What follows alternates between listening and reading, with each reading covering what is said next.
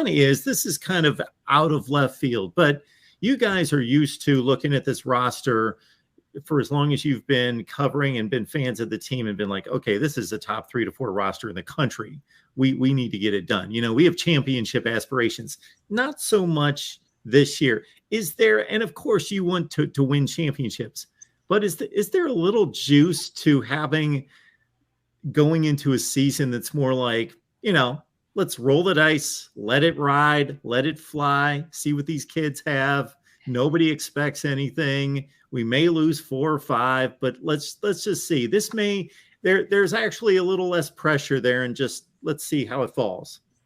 Yeah, it's a very interesting point. So, for me, this roster should have enough championship talent. What's very interesting is LSU brought in a 2020 recruiting class. And as both of you know, and all the listeners here, I see Oregon fans, I see USC fans, I see fans everywhere watching your channel right here, Mark. Everybody knows that not all your elite top 50 recruits that you get are going to hit. Now, what's very interesting is LSU's 2020 class, all those players, for the most part, that were in the top 100 hit outside of 1 or 2 of them. So that means, they're going into their junior season. The issue is some of those players went to other teams. And, this should be a championship level roster. And honestly, they do have enough raw talent to make some kind of a 10-game push if the ball were to bounce every way imaginable in your favor this year. The difference, so Mark, is part of the reason why you see so many Vegas win totals just in the 7.5s is they don't know who the quarterback's going to be right now. Exactly. For me, it comes down to that. And, we could talk about all these different, positions, but this is one of those rare circumstances where the general question that everybody is asking is the same question that Lon's asking, that I'm asking, that anyone that follows LSU every day is asking: who will be the quarterback? And I think the most interesting thing is, like, if, I don't remember Stetson Bennett's backup's name, the guy that lit it up in the spring game. I don't remember his name at all. Was that Beck? Yeah, Beck. Okay. So, if you were to put Stetson Bennett and Beck next to each other and watch both of them play, they actually are somewhat similar quarterbacks. The very fascinating thing about all 3 of LSU quarterbacks that are going for this number 1 spot is all 3 of them play completely different styles of quarterbacking.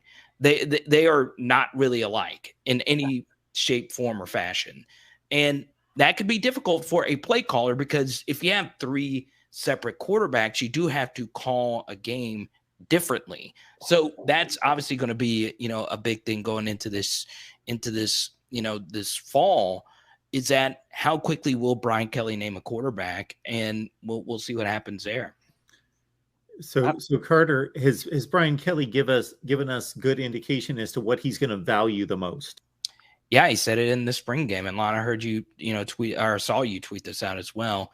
He did specifically mention mobility. He did, and if that is a deal breaker for you, then obviously Jayden Daniels is going to be your guy. He is the most experienced. Roger Dodgers bringing him up in the chat. I've seen Roger in my chat. I've seen Mark J. Mark J is one of the best college football YouTube commenters out there.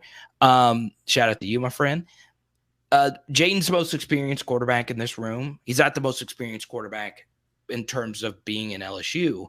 But Jayden is just the most experienced and the most mobile quarterback. And if you want to see a bunch of RPO kind of stuff and you want your quarterback to be able to run, obviously you can run RPO offenses without a running quarterback. But, if you factor in mobility, if that is what Brian Kelly wants the most out of the quarterback, if what Brian Kelly wants the most is experience, then Jayden Daniels is going to be your guy.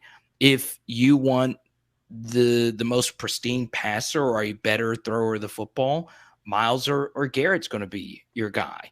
But obviously what's very interesting, and this is going to be a household name for everybody, watching this or listening to this nationwide, is Jordan Palmer has worked with Jayden Daniels. And Jordan Palmer, if you were to ask, people way smarter than any of us, a lot of quarterback evaluators view him as the best. So, that lets you know Jayden has been very serious about getting better in the intermediate passing game. And if he does that, he is going to be the guy.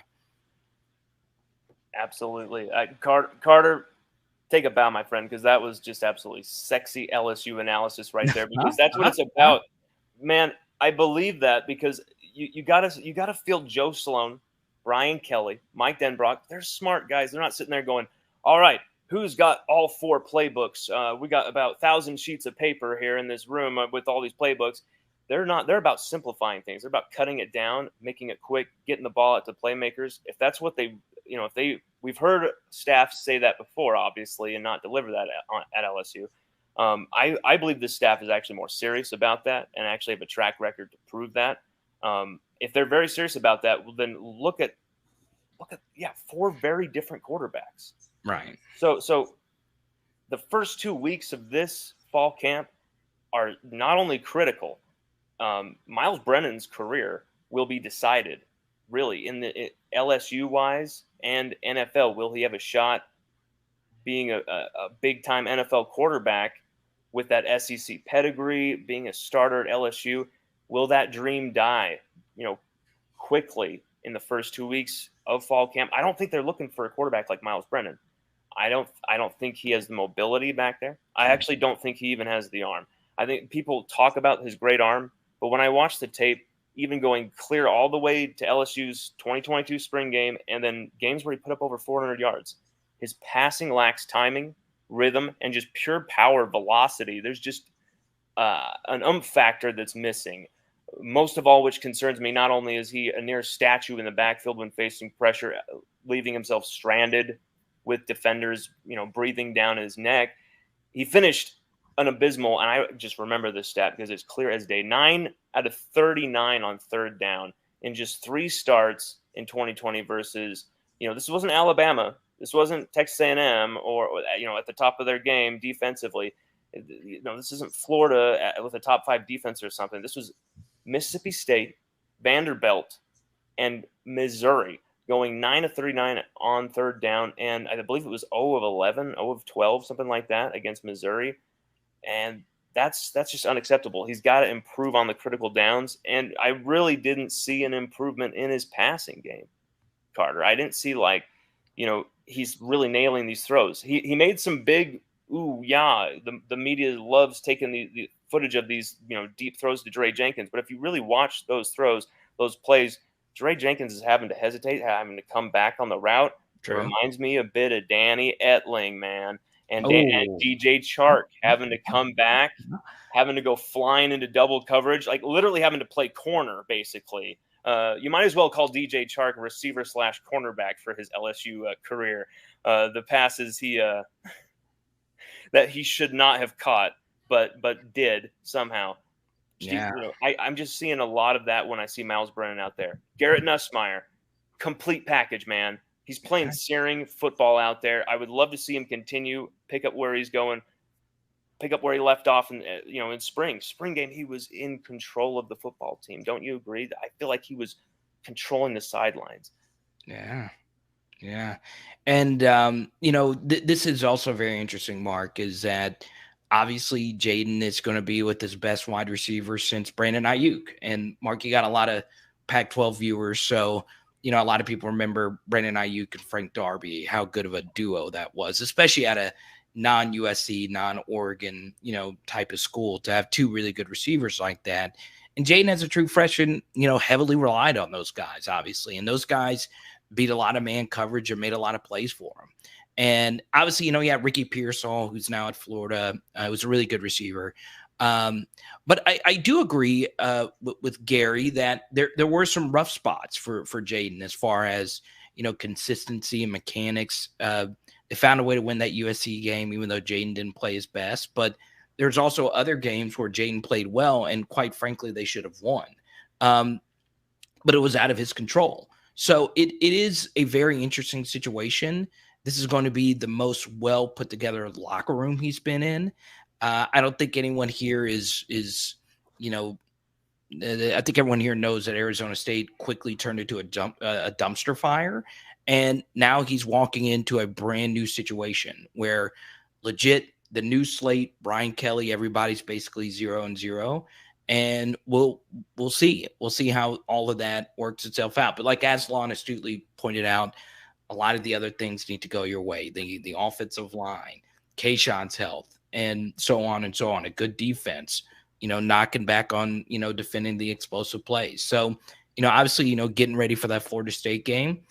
Remember, Mark, this is a team that not only lost 2 back-to-back openers, but lost them ugly against teams that turned out to not really be that good, UCLA and Mississippi State. So we'll see how things work out. But Mark, Juan, thank you guys so much. I always like hanging out with Mark Rogers, the voice of college freaking football. Nobody is more excited right now than Mark Rogers. And Lon, obviously, big congratulations to you, and we'll talk to you guys soon. Carter, you're amazing. Thank you so much. Everybody get on over to Carter's channel there. You see it right there, LSU Power Hour here on YouTube. I'll make this note about Jayden Daniels, and we've talked about this previously, that in that 17 touchdown, 2 interception freshman debut at Arizona State, he did also lead the nation as a true freshman in fourth quarter comebacks. And I know that statistic can be a bit skewed at times. You can throw for a touchdown with 13 minutes left in the game, and if your defense holds on, then it's considered that type of a number that fills that category. But there was an impressive win against Oregon, an impressive win against Michigan State in that time in which he led drives in the last 4 or 5 minutes of the game that counted toward wins against really good opponents. So with the lights on, shining brightly, and to Carter's point, maybe some of the dysfunction at Arizona State in the last couple seasons has dragged him down. Oh, Jayden Daniels, so much intrigue there, Mark. So much intrigue. And Carter didn't bring this up, but as he was really basically, anyone who's followed Carter's stuff, I feel like Carter's wanting Jayden Daniels and thinks Jayden Daniels is probably going to be the guy for LSU.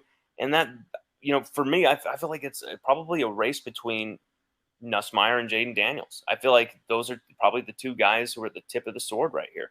And Jayden Daniels, what Carter didn't bring up actually was Jayden just made a big, heady play for the LSU job. One which may kind of rub some people the wrong way. He invited,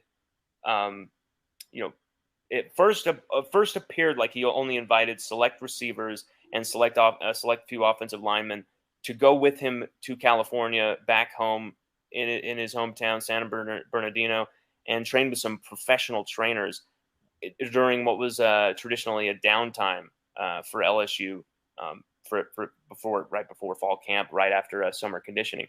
And what I heard from actually a source close to the team, very close to the team, told me that Jayden actually invited pretty much everybody on the team to come out with him to California. And it wasn't just, every receiver on the team going behind the quarterbacks, back, so to say. He actually invited the quarterbacks, Nussmeier, Miles Brennan, Walker Howard. So that's just something I wanted to add to that. This just from one source that I heard was that we have no proof of that, but Jayden Daniels supposedly did actually invite everybody. But, that's a big play for the job, though. Those guys were able to see Jayden Daniels not just training hard, working hard, separate from the other quarterbacks, and being able to develop a chemistry and a rhythm, but they really saw Jayden Daniels as a person, like away from the pressure of you're a transfer. How are you gonna deliver? Are you gonna develop to that next rung in your career here at LSU? There's so much intrigue and wonder and curiosity about Jayden Daniels with LSU. But one thing that I saw, Mark, that just gave me big time alarm bells with Jayden Daniels. Okay. The dude didn't transfer here to be benched. He wasn't transferred here to be Miles Brennan's coaster. I get it. And I think he'll probably be the favorite, or him and Nussmeier are going to be battling for that job. It's going to be one between those two. I really do believe that. But he bails on plays far too quickly. And, as you can see in the Pac-12, or whatever is left of it, you can get away with that sometimes. But if you bail on the play just to, scramble without really making sure, where you're going, in the SEC, you'll get eaten. And with Jaden's more slender, athletic build, I got to tell you, seeing him in person, very, very tall, very, very thin. I know he's gained that muscle with Jake Flint, but with that more slender athletic build, I could see it resulting in an injury if he isn't careful, if he isn't more wise about picking those moments to bail. And I saw him run into some trouble in the 2022 spring game. Some moments that caused me to be like, whoa, that's something he's got to clean up in his game, or that could be really bad very quickly. Thinking you can just, pick your moment and go because you see the window's open right there. That window might be open then, but it's closing in 2 seconds because there's a linebacker or a safety or a corner who's going to be playing the NFL on Sunday, maybe even starting in a Super Bowl game. And he's coming at you, and he's going to be flying. And you're not even going to see him coming. You're just going to go, boom. And it's going to be like the opening of Saving Private Ryan or Jarhead or one of those war films where everything's all shaken, a Michael Bay film or something. It's not going to be fun. Jayden Daniels has to rely on his arm talent even more than his legs. Okay? Supplementing the arm with the legs, not the reverse. I feel, that's not a part of his game right at this moment. But I feel like throughout the season, if starting with LSU's schedule, if you look at the heavy 4-game schedule there, basically 4 or 5 home games, basically, until we play Auburn, I believe it is, the first tough game of the season, Auburn. There's enough time where Jayden Daniels can really get this going and figure this out, or Garrett Nussmeier. So it's really imperative where LSU go down this road. Are they going to cast their lot with Jayden Daniels? Because I'm telling you, if they start him in week 1, you can't pull him in week 5 and expect it to keep this guy around for his final season eligibility. So I will tee it up this way, and then we'll move on to the question on the screen, because ironically, LSU's first opponent, Florida State, their quarterback, Jordan Travis, similar to a Jayden Daniels, as an undersized player, has gained somewhere in the neighborhood of 15 pounds in the offseason. They've wanted to fill him out, bulk him up, so he has better durability, run him less, and then hopefully can keep him together for 12 or 13 games during the season. Do you think that Jayden Daniels, and again, you haven't seen him a whole lot yet, but you were down there, of course, during the spring, has enough of a frame that they're possibly wanting him to fill it out and maybe gain a few pounds without losing that elusiveness to be more durable for the SEC? Absolutely. Absolutely. I believe that's what he knows is expected of him too. I think if Jayden Daniels is truly great, which you see those comebacks, you see that Oregon game, that Michigan State game that you're talking about, that's greatness. And whether it's in the Pac-12 or whatever conference, and if you want to talk about, I don't care. That's greatness in college football. LSU went out and got him in the transfer portal as probably the hottest quarterback prospect on the market. And seeing it, obviously there's a few other guys that were you could argue, but Jayden Daniels was pretty intriguing coming out of Arizona State, coming in the transfer portal. LSU, when we got him, there was a lot of talk about, Miles Brennan's going to be the starter. Miles Brennan's going to be the starter every offseason, just the same old thing from the local Louisiana media. Miles Brennan looks the best. Miles Brennan looks the best. And Miles Brennan, I got to tell you, in person, being down there, I haven't seen the growth. In fall camp, it has to be huge from Miles Brennan. It has to be huge. It has to be clutch. It has to be nonstop. I really don't think that's just to impress me. I don't think it's to impress these coaches, because I really feel like they're seeing the same thing.